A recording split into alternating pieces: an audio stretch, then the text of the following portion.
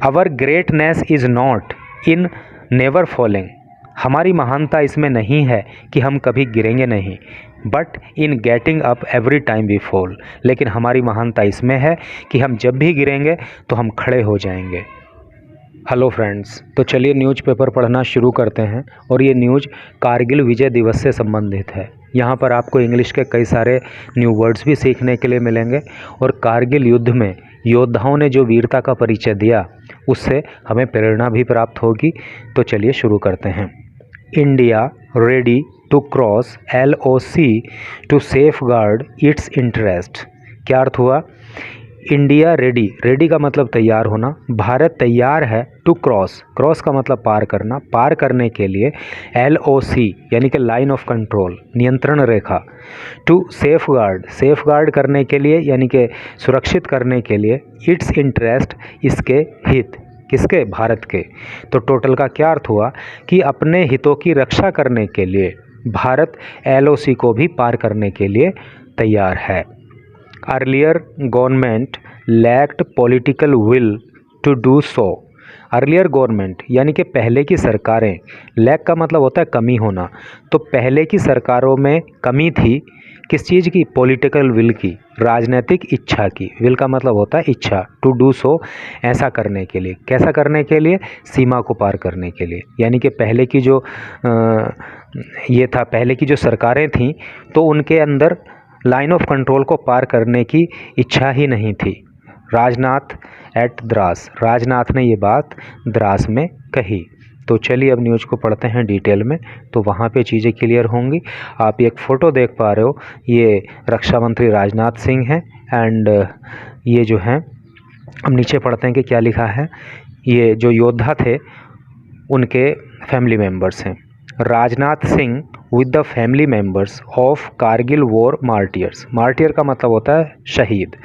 तो कारगिल युद्ध में जो शहीद हो गए तो उनके परिवार के सदस्यों के साथ Rajnath Singh on the occasion of Kargil Vijay Diwas, Kargil Vijay दिवस के अवसर पर इन द्रास, द्रास में ऑन वेंसडे को, तो द्रास में बुधवार को कारगिल युद्ध में शहीद हुए योद्धाओं के परिवार के सदस्यों के साथ राजनाथ सिंह और विजय दिवस के अवसर पर ये वहाँ पे थे। तो चलिए न्यूज़ को आप डिटेल में पढ़ते हैं तो फिर बाकी चीज़ें वहाँ पे क्लियर हो जाएंगी।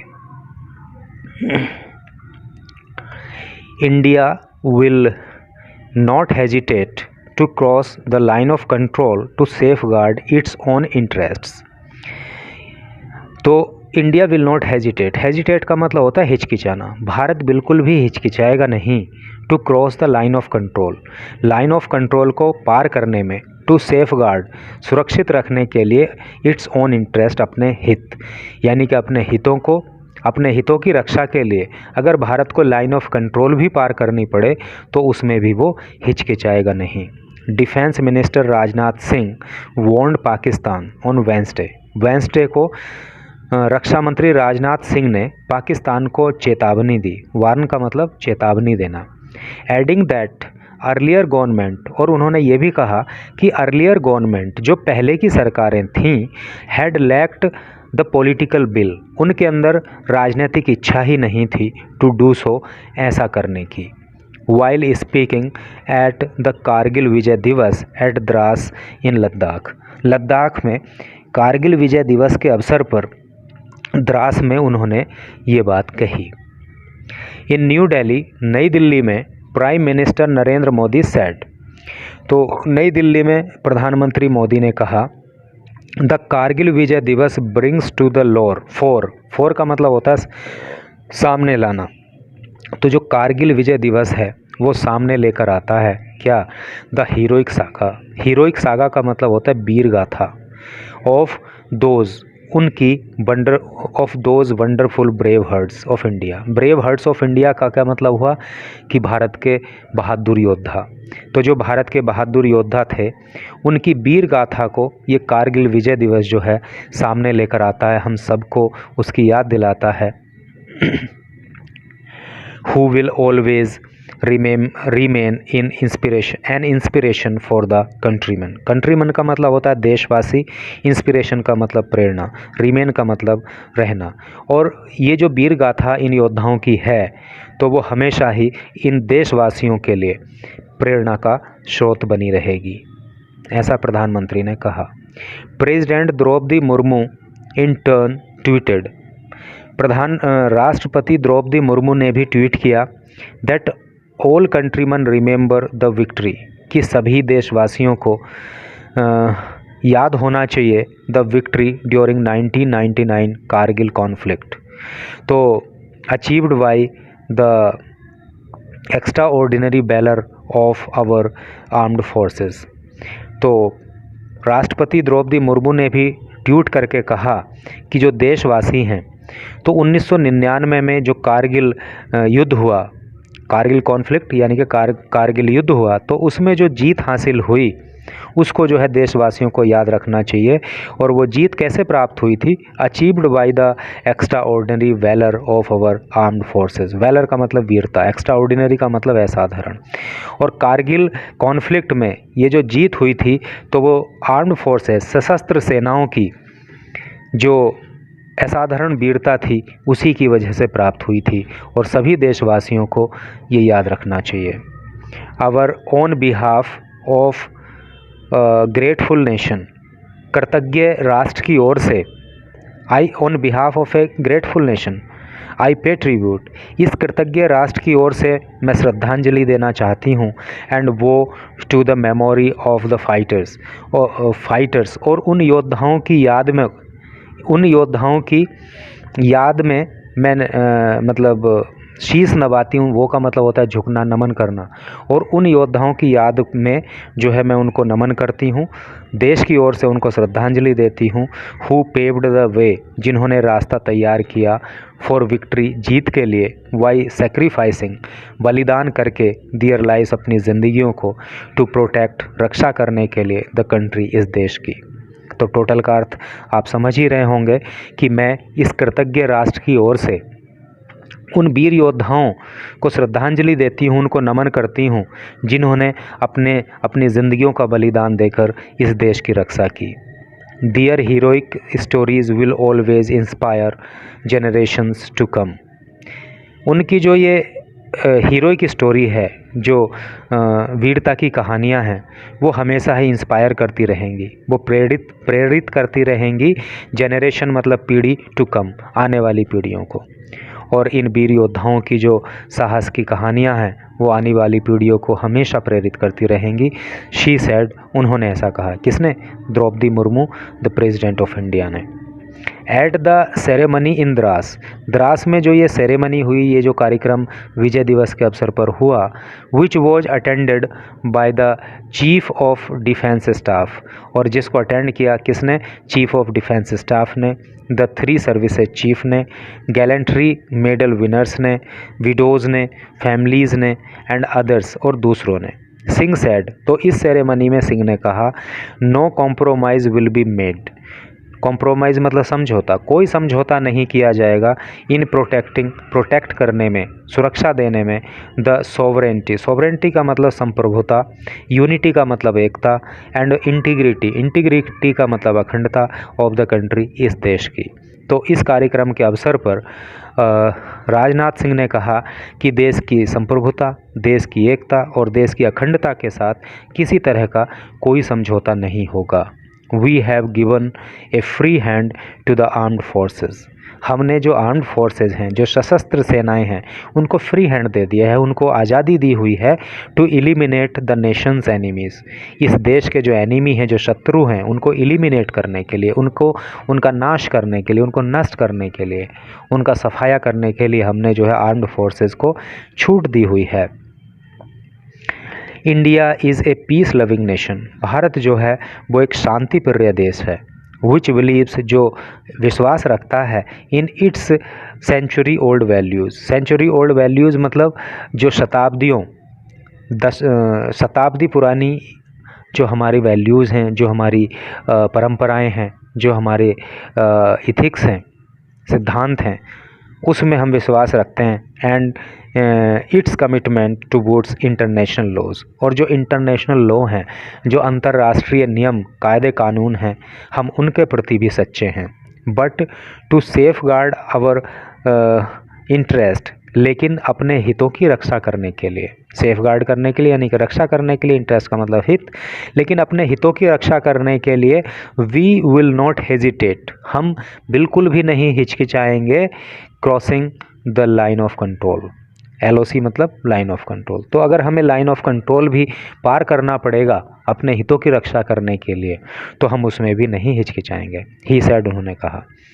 अर्लियर, पहले, the nation and the armed forces lacked the political will, पहले इस राष्ट्र में जो है वो राजनीतिक इच्छा की कमी थी, which has now been provided by our government led by PM Modi, और हमारी जो सरकार प्रधानमंत्री मोदी के द्वारा चलाई जा रही है, तो उनकी इस सरकार में वो कमी नहीं है, यानी कि आर्म्ड फोर्सेस को छूट दी गई है कि वो देश के शत्रुओं का सफाया करें।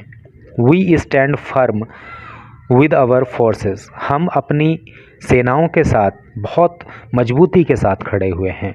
फर्म का मतलब होता है मजबूती, स्टैंड मतलब खड़ा होना। ही एडेड, वो तो उन्होंने कहा कि हम अपनी देश की सेनाओं के साथ बहुत मजबूती से खड़े हैं।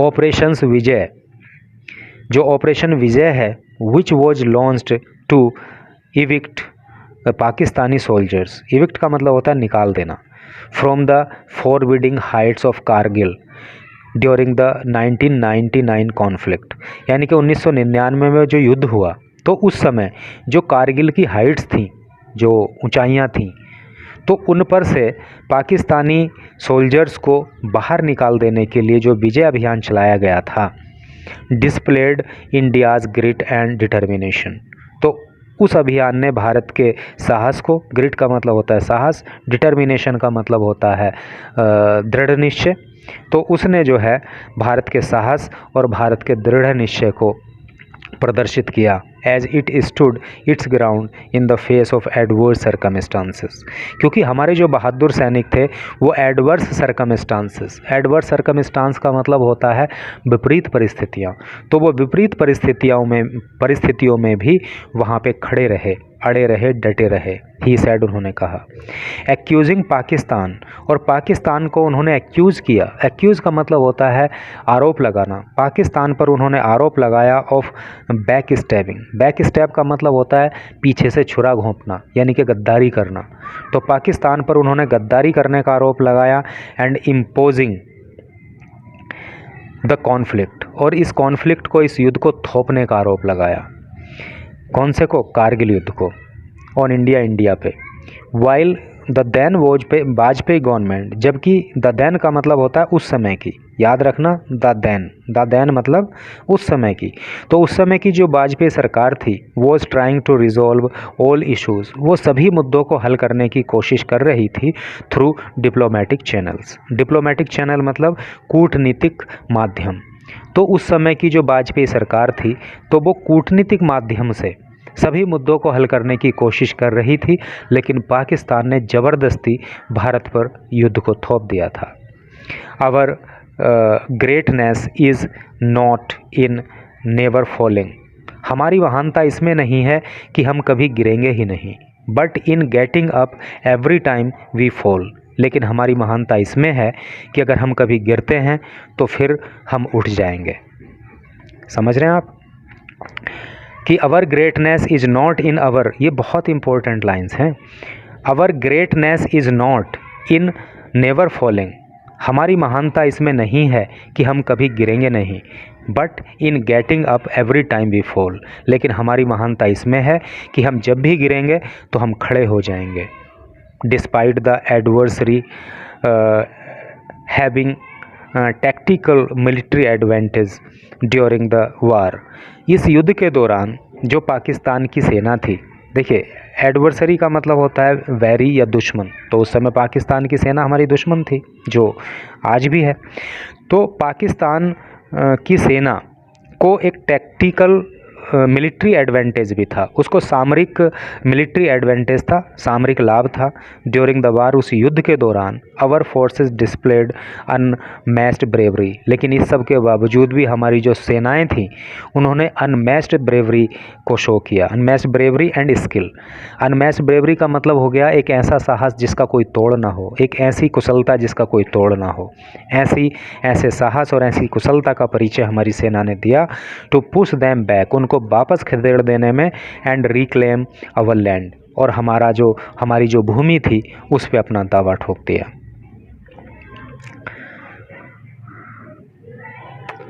With the victory in India Saint a message, Bharat की जो जीत हुई, ठीक है, तो भारत की जो जीत हुई इस युद्ध में, sent a message to Pakistan, तो पाकिस्तान को उस जीत से एक संदेश गया, एंड द वर्ल्ड, और इस दुनिया को भी उस जीत से एक संदेश गया, that our military will not back down, कि हमारी मिलिट्री कभी वापस नहीं हो सकती, कभी पीछे नहीं हट सकती, एट एनी कॉस्ट, किसी भी कीमत पर।